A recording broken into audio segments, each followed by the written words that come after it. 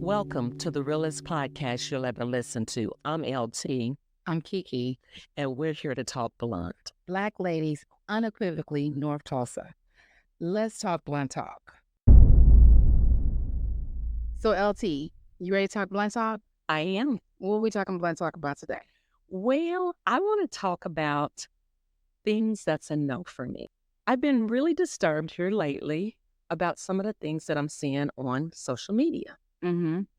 And it's a no for me. Putting all my family business, all my baby mama drama out there in social media is a no. So is it a no or is it a hard no? Because I feel like there's a difference. Like if somebody says, and I'll give you an example. Somebody comes to me at work and they ask me a question and I'm like, no, it's a no. And then they come back like 5 minutes later. I feel at that point I need to tell them, no, this is a hard no.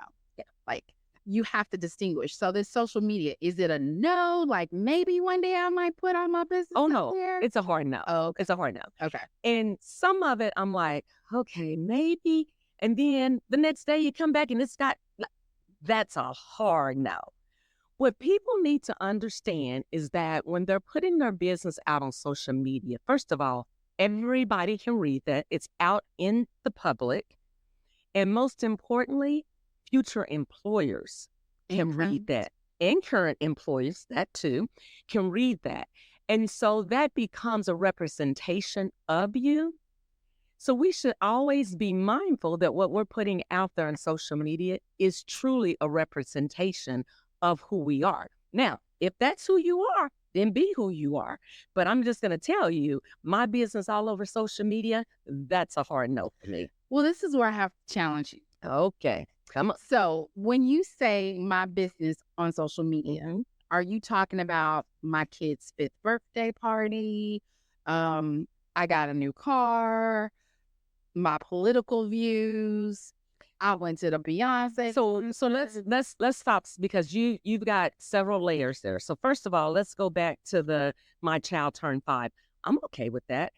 But here's the thing. We even need to be careful with that. Some people allow it to track their locations. True. People are watching it. We got pedophiles today. We got all kind of things that become security. So that's a no for me in different ways. So what should be or what is appropriate for social media for you? I think for me, it is a great way to highlight what's going on in your life. I think we're able to stay connected. But, if me and you are having differences, we don't need to take that to social media to air that. We don't need everybody in that conversation and us going back and forth in the public about things we disagree with. We need to be adults and have a conversation offline. I agree. And I think that it's interesting, not that it's a hard no for you, because I agree with that hard no when it comes to disputes, when it comes to, family issues. Mm-hmm. But I think that's where social media has it's that monster in the closet that's gotten way out of hand, and where do we rein it in? Where's the line with the hard no? Well, I can tell my age on social media, but I'm not going to tell you where I live. Right. There are certain things that, whether we want to believe it or not, you Google and different things about people. This is true. So this is true. I think from an employer standpoint, because you brought that up earlier, mm-hmm. I think employers have to balance an employee's social life mm-hmm. with the work that they do and contribute to every day. Correct. I mean, for me, I don't want people to judge me based on, and I don't have anything that I think is horrible out there on social media. But if I want to voice my opinion about something political, which I don't typically, or if I want to voice my opinion about Target versus Walmart, I don't know, whatever it is, I just don't think that should be held against you from a job. And it kind of gets a little bit gray for me, because I think when you bring employee into it, you bring somebody's livelihood. Yes, as individuals, we should know there's a time and place for everything. Mm-hmm. But unfortunately, with generations that have grown up with social media, a lot of that is posting their information online. And I don't think I have a problem with that. I do believe that people go overboard with their political views online, and I'm quite frankly not looking forward to political season that is upon us.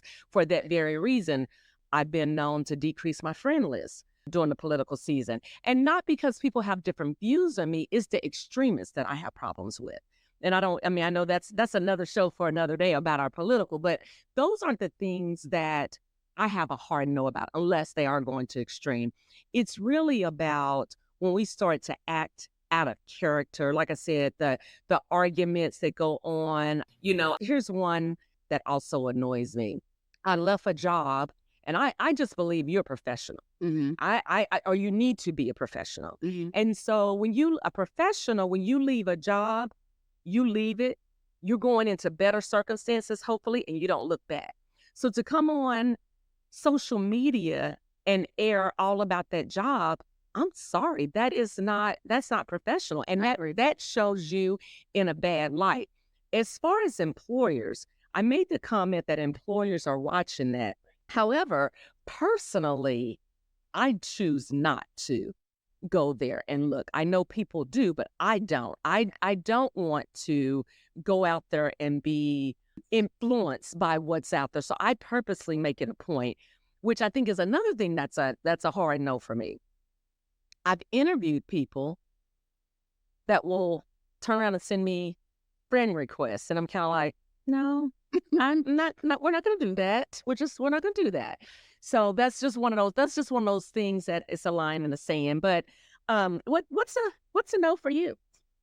Well, I have some that are not social media related, but before we leave that topic, I will say a hard no for me on social media is friending someone who I work with. And that for me is just, I'd said in previous shows, I have an HR background. Mm-hmm. And, not telling my age, but my gray hair is real. It's not color.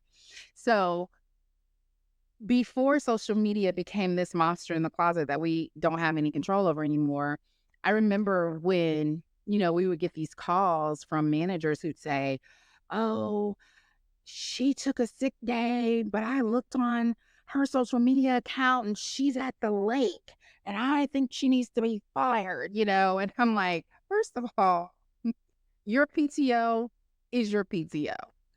But, that's where it was going. So in my mind, it was like, click, don't put people on your social media page who you work with. Right. Like I said, that was several years ago when social media first started to really become active. And I stayed true to that. And some people were, oh, I can't believe you're not going to friend me just because we work together. Well, and honestly, better than anybody. I'm probably on social media the least. Mm-hmm. True. But I just and we didn't want to respond to things from a year ago. Yeah, I do that. I'm that one. I understand it. It was 5 days. You're like, what? We moved on. Yeah. And I'm like, okay, I just saw it. But I just believe that, if I wanted you to know those things about my personal life, like I'm celebrating a birthday or my family member is celebrating a wedding or something, I would have included you in that. And it's nothing personal. It's just that I don't want to share all that with just anybody. My friend page are people I can pick up the phone and say, hey, I take my friend page very seriously. Think that it does become, you raise a great point, because I think it can become very problematic in the workplace, because then if you do choose to be friends, and it's like, well, who are you choosing to be friends? And then it just, the list just goes endless and endless. And quite frankly, I don't really sometimes choose to want to know or see what someone has talked about out there. Yeah. And lastly, I'll say about the social media, people need to realize, not necessarily for the reason that you raise, because that's just really a manager that's just, I believe that your PTO and your call-ins, that's your lifelines, and how you choose to use them is up to you. That's not for me to judge. Right. But social media can become a legal track, and it can play out in the legal system. So we have to be mindful. And we've seen that happen. We have seen. So let me go on to another one of my hard no's. And if you've never been to an African-American funeral, you may or may not know about this hard no. But it's a hard no for me I'm talking about the 2-minute remarks about the deceased. Oh, no. It's a hard no. So let me Yes. just put it out there now to all my loved ones. If you put me over your funeral arrangements, it won't be an open mic. It's not open mic. Son of a- I just got one question. What? Can I have remarks at your funeral? No. I can't. I can't have remarks at your funeral. You're Maybe. marking. You're on the program. So can I be on the program? You can be on the Okay, program. yeah, we're gonna need. But if you expect to get up there and we're gonna do 2 minutes, and I'm with you. Number one, Oh, I've seen that go wrong many a days. let me tell you, with my family, it's been like we might have to call the police because folks start, and you grabbing people by the elbow like, we gonna put mama down peacefully. Don't get up. So I may have been known to send my husband to rescue some people from the mic. I'm just saying. and honestly, you don't see it as much, but it's still there. Oh, it's there. And I think it's all in good, intentions. Maybe you didn't get to talk to this person, or it was an abrupt event and they passed suddenly. But I feel like people know the heart. So rest assured, if you didn't get to talk to your loved one, they love you. They don't need you coming up there and giving 2 minutes about the story when y'all was little kids. That's never 2 minutes. Exactly. Y'all stole a bag of Cheetos out of the, corner store. Oh, and that's the good stories. Exactly. Are we wearing the same color? Oh. Y'all matching. What color are we wearing? Do we have t-shirts on? I don't know. With your face. Just saying. Or do we have all cups with your face? I mean, I don't believe I want you to wear my face. I think we should be putting money in the ground. We should be leaving that money for the people who need it to be able to pay for your bill, put a headstone on your head, but we don't need you walking around. I don't want y'all, Sean. Don't walk around with a t-shirt in your mama's face. So I'm good. So this is really no. Yeah, this is really no. It's a hard no. It's a hard no. So just so you know, when I say hard no, I mean a hard no. And you ain't gonna hurt my feelings, but I might come back for you if I find out that mic was used and you wasn't on the program, and you might have to meet me in your dreams. I might come back for you. So we're gonna go on from there with that. That's another one of my hard no's. Okay.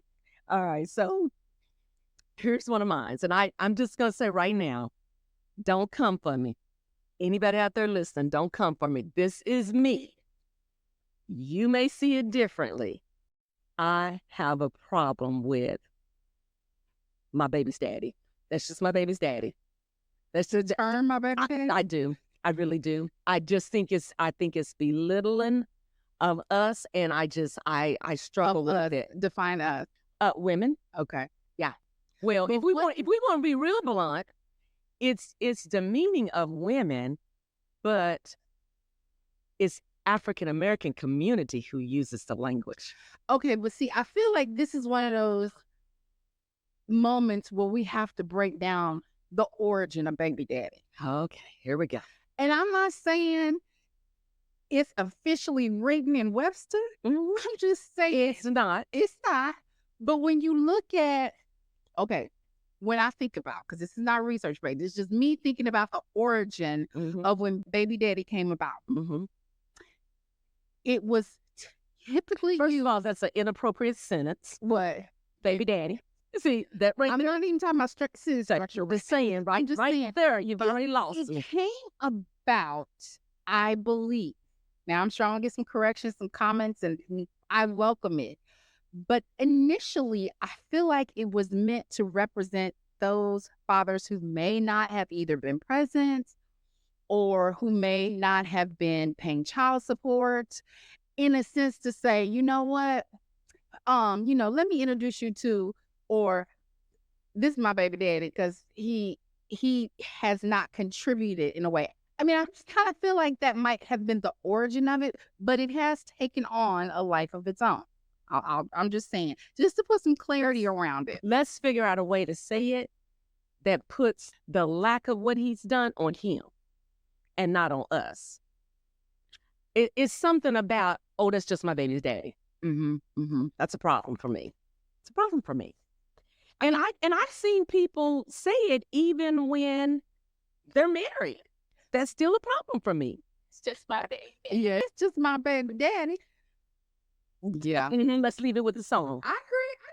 I think you just demeaned yourself, or in my opinion, that is demeaning myself, because I am more than just this baby's mama. Okay. Baby daddy go back to 1870. And what did they say to What was men? they doing in the 1870s? I don't know. Well, maybe they didn't really know that it was a father. What did they? It was in a nursery rhyme. Oh, Leave it in a nursery rhyme. That's how We learned that our nursery rhymes are not always right. true. This is very true. The cradle will fall. I mean, Okay. okay, 1870, baby daddy. So All right. hard no. So hard no. Hard no. Hard no. Yeah, I'm gonna go. I could go no. Okay, I'm hard no. I'm gonna go no. I mean, I never used it. I feel like he's my father. I also, to your point, I think it says something about the family unit. Absolutely. And so that's where I rub Absolutely. is the family Yes. unit. I mean, Yes.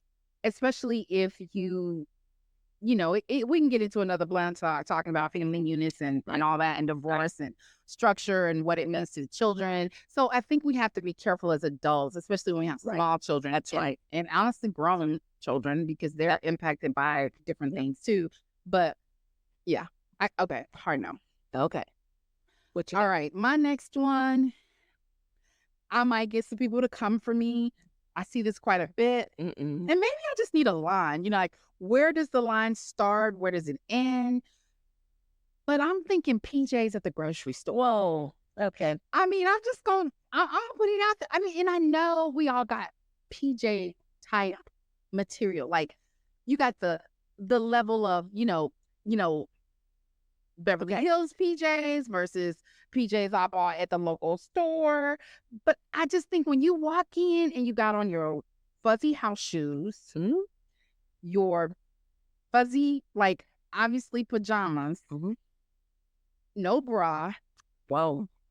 or other. That's a hard no with this. And I'm not just going for the women. I've seen men No, walk that's in right. This is true. where, they have on their PJs and you can see their underwear, so I just feel like So me, and I know people may come for me, but that's a hard no for me. So Wearing my PJs. okay, so let me take this a different direction. So I can't wear them to the grocery store. Is it okay if I wear them to the airport, because I'm gonna get up on that plane and I'm gonna go to sleep, and that's what I intend to do because it's a 2 or 3 hour flight? Can I wear it then? For me, it's a no. And I got my pillow. I know, but for me, I got my pillow. I got my PJs, and I got my house shoes on. What's I mean, I wear my joggers, but I'm not gonna put on my PJs. I'm gonna leave my PJs for home. And I mean, they cute PJs. Don't get me wrong. I mean, when people come with their I PJs, just want to roll. they're cute and stunt. It's early. It's early. I just want to roll So out of the bed. Are we wrapping our hair and putting our? Oh yeah, we got the whole look going. Well, if you go for the whole, PJ traveler type, Yep. because I feel like we this close to the airlines coming with this. No shoes, no shirt. No, I feel like the flight attendants, like, when they see you walking in, they like holding back, like, No, what do you mean? Now, first of all, let me say, I am with you. I am not with the PJs, not at the grocery store, not at the airport. But I do want to make this, because I have seen this lately. It's all about what kind of day the airline is having. true. And they have been known to count your pillows and your blankets as another item. I have had to stuff them out because they're counting it as another item. So I'm just saying, keep coming with your pillows and all these other things you might find yourself. It truly is Just saying. how crowded the flight is. That's right. Did I wake up on the right side this morning? And a few times, it's all items in your hand will be counted as a I've seen it a few times. So Yeah. so that's a no with me. Let's talk about why that is now, because they're using pillows as luggage. Well, They are. Yes, you Yes. can buy a pillow, like the travel pillow, Okay. and it acts as a luggage. You just stuff all your swimsuits in there, and it looks like a little pillow. I like that. But you can't right on with your other two. It's a separate. now it is, and that's why. Yeah. It just depends. I feel like the travel airlines and flight attendants have such a challenging, role because there's so many dynamics that are at play. It's like a little city. When you get on there and they close the door, you are now captain. You're the president of this plane for the next 45 hour, 2 hours, and you've got to keep law and order. So you're walking into another one of those no's for me. Mm-hmm. Don't choose a window seat Mm. and want to push everybody out the way to get off the plane. Don't do it. Yeah, Get your aisle seat if you want to be the first one up and out of there. that's It's your true. no for now. I like my window seat, but I'm not pushing everybody out of the way. I got an even better hard no for you, and I'm gonna get it. I know I'm gonna get it, but it's gonna talk. No, I'm not moving, so you and your wife can sit next to each other. Oh, No, I'm not moving. I watched so it. you can- I watched you do that one. Yeah. You saw me. I did see you. Not only did they ask me, but the flight attendant, and I said to her very nicely, they already asked me if I would move, and I told them no. I see it. Because I bought my ticket where I bought my ticket. You just told them no. I like this aisle seat. I feel like where they were sitting, I wasn't gonna have no undertow, So I got a question for you. I got a question for you. Is that It's not a hard no for the child. Go for it. I got a question though. Was that a no because it was a no, or was that a no because you were cranky at that moment and they were I've inconvenienced been you? asked before, and I Okay, said no. got it. Because you told me no and hard no's before too. So Yeah, I already know. there's just certain things, and I don't know. I'm very quirky like that, because my husband will say things that bother most people don't bother you. The things that most people be like, "Oh, that's cool." I'm like, nope. I was getting on a plane, and I was boarding in a couple, one of the last boarding calls, and I get to and I purposely choose aisle seats. I don't care if I'm sitting at the back or the front. I choose the aisle seat, one, because I inevitably gonna have to go to the bathroom, and two, I want to stretch my knee out. And so in order to be able to stretch my knee and my leg, I need to be on the aisle. So those are my two reasons why I choose an aisle seat. And so I get there, and the couple is firmly seated in my seat. Oh no. And he's here, and she's in the middle, and they putting me by the window. And I politely looked down at my ticket, and I said, hi, you're in my seat. Oh, well, so they gonna get out and let me in. I said, no. That's your seat. This is my seat. I'm on the aisle. Guess who was in the middle? He was. Oh, yeah. So, we had a nice little nonverbal trip, but that was okay. That usually does set the stage for that. Yeah, it was with nobody saying like, hey, what's your name? Yeah, What are you yeah. traveling to? Yep, how are you today? Exactly. It was a nice little It was already round. nonverbal. Let me put my headphones on and go the rest of the way. But to me, there was an assumption there that because I was coming in last and the third row was the window seat, I was going to say, oh, no. You guys sit there. I'll take the window. Because people assume that a window is considered a luxury. And people don't understand. Some people really do want the aisle. Yeah. And so you're right. I personally, because I've been in those situations where me and my husband have been in different seats, very rarely, but have been. I would ask somebody if they would switch, if it's an equal switch. Mm-hmm. Like if you got a window, I got a window, can we just flip? But when you, yeah.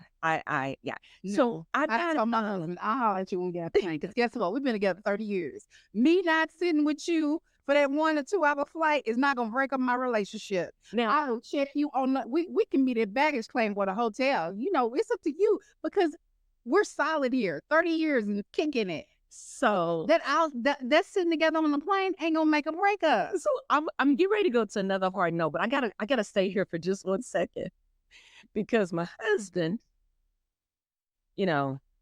I'm gonna say my husband and my daughter, family members, they think I'm an airline princess.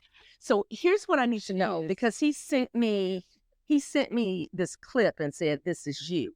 So if there's one seat Mm-hmm. left in first class, Mhm. who gets it? Your Me. husband. Me. That's easy. Okay, Easy. I'm with you. I'm with you. Like, see, you wouldn't want to be you, bro. That's like who gets the new car? Me. Well, I don't know. My husband has been known to be that one. So Yeah. Well, and my husband's always been like, he gets the garage. I get the first first class seat. I get the garage. You know that? But that's another blunt talk. I don't want y'all to judge me too much. Okay. But anyway, yeah, Okay. I'm So- the one that does not unapologetically give up my seat on my. So, and I'm not being rude, but I pay for what I pay for. And normally I have paid an upcharge to sit. To get there. I agree. I understand that. I understand that. So my last one of a no for me. This is a hard no for me. Mm-hmm. Okay, do not come for me, We will. but somebody will. You see this more in church, but I've also seen it at graduations and other big events. See, we arrive late, Mm. and then we want the front row seat, Ooh. and we want people to move, and I'm stepping across you to get there, like, and then we're looking at the usher, like, you think I'm gonna sit back there? Do you know who I am? Well, I do know who you are, and I know you always come in late like this, and I need you to get here on time if you want that seat all the way up at the front, moving everybody else around. But you know what they also do, those individuals? They do that at concerts too. That's what I said. It's other venues. And at football games. Yeah. And you're inevitably, and I just sit in my head now, not so much for church, but if I have, and usually at a concert or whatnot, I try to get an aisle seat there as well. Right. For that reason. Oh, yeah. But when I don't and I'm in the middle, I inevitably know, especially if there are seats around me, that I'm going to have to move. Right. So let's be clear, though, because here's what I need to understand, because people who know me, like you, I'm not complaining about people being late. Let's be very clear. Okay. I am not complaining about people being late. I may have been known to be late a few times. Just a few times. However, when I walk in late, I'm not expecting for you to make a seat for me up at the front, in the middle of everybody else, disturbing the event. Because I do get agitated when people do that too, and I'm trying to see that that pass. I'm trying to see. We're about to score, and you in my way. That's a different story because that is their seat. They've already paid for it. They can't sit anyplace else. I'm talking about situations where you could have brought your little late self in and slid back down the back row, but you want to go all the way see to my outfit if I had sat on the back row. I want everybody to see my outfit. Like, I worked hard to be late because I'm. See, now I'm married to one of them. I'm married to one of them. See, and you're right. It's like I'm gonna walk in late. I'm gonna shake, and then I look around and do yeah. It's a modeling. And I tell you the same thing. Sit down, okay? Sit down. When you already late, sit them down. But really, that is just. It's borderline disrespectful to the people who got there on time. And I say this as a person that's been late. They got there. I'm comfortable in my seat.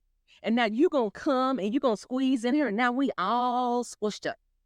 And there's plenty of seats back there. You passed them to come up here Yeah. with your late self. No, I might want to sit by my husband. With your late self. So that one is the one for me. That just come on, do yourself a favor and me a favor. Don't do it. Don't do it. Well, this has been fun. I feel like we will have this discussion again and maybe include others, as y'all heard our producers off stage saying some things. Hard no's are definitely out there. So one question. What? There's this purse that I still want that you wouldn't let me get. Hard no. If I find that I can't. You can get it. I wouldn't wear it around me though, or your family, because they might say, "I thought, yeah." So yeah, and that's a good one. Leave the hard no at the no, because once you make it a hard no, it's hard to go pick it back. It's hard to go pick you back up. This is true. So it's been real.